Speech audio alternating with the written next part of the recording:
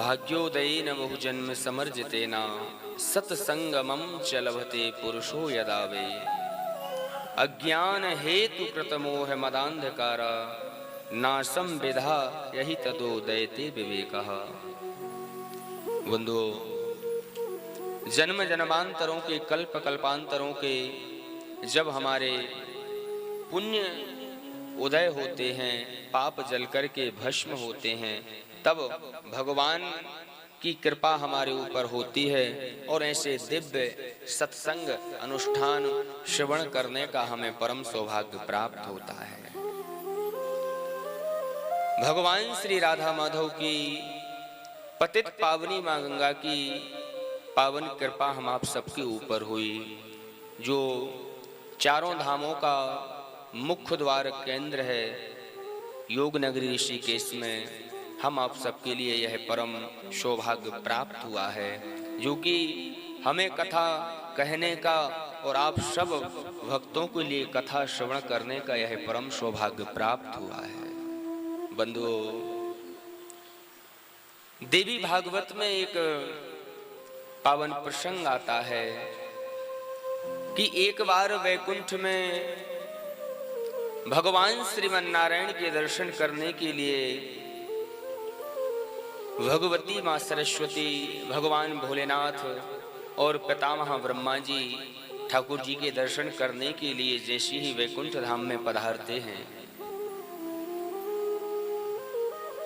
भगवान क्षीर सागर में शंख चक्र गदा पद्म लिए हुए विराजमान हैं बंधुओं, और माता सरस्वती जो है भगवान की सुंदर वीणा वादन करते हुए भगवान की वंदना करने लगती हैं।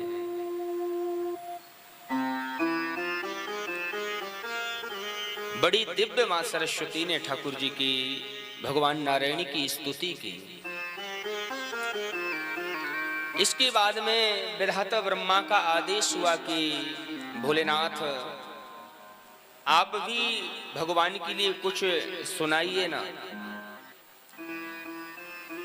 तब भोलेनाथ के तो परम आराध्य हैं हमारे ठाकुर जी, और जैसे भूत भावन भगवान भोलेनाथ ने भगवान की दिव्य स्तुति की, नेत्र बंद करके भगवान के दिव्य स्तवन किया, ठाकुर जी की वंदना की, तो बंधुओं देखते ही देखते जो गोलोक वैकुंठ धाम में जो भगवान की दिव्य युगल छवि थी, देखते देखते देखते देखते मानो वह दोनों रूप एकत्रित हो गए और वहां से पानी का पनारा बह चला, मानो वहीं से भगवती मां गंगा का उद्गम हो गया। मां गंगा वहीं से प्रारंभ हो जाती है।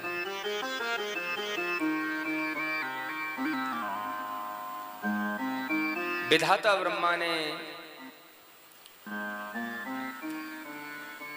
कहा कि कलयुग के मनुष्यों के लिए, कलयुग के जो भगवान के भक्त हैं और भगवान के धाम को जाना चाहते हैं, उनके लिए वैकुंठ गोलोक धाम पहुंचाने की यह एक सीढ़ी है। गंगा गंगेतिया ब्रूयात कहते हैं, कोई कहीं भी बैठा हो, हजारों कोस दूर यदि अपने घर में बैठा हो और वहीं से हर हर गंगे बोल दे, तो उसी समय उसके सारे पाप जल करके नष्ट हो जाते हैं। और तो और कहा, गंगा में स्नान करने का महत्व तो शास्त्रों में वर्णन है ही। यदि कोई पापी व्यक्ति हो, कोई ताप पाप संताप आदि से ग्रसित हो, और वह पापी व्यक्ति के लिए भी कहा गंगा के किनारे का एक कण उठा करके उसको स्पर्श करा दिया जाए, तो उसी समय वह पवित्र हो जाता है, वह पाप मुक्त हो जाता है।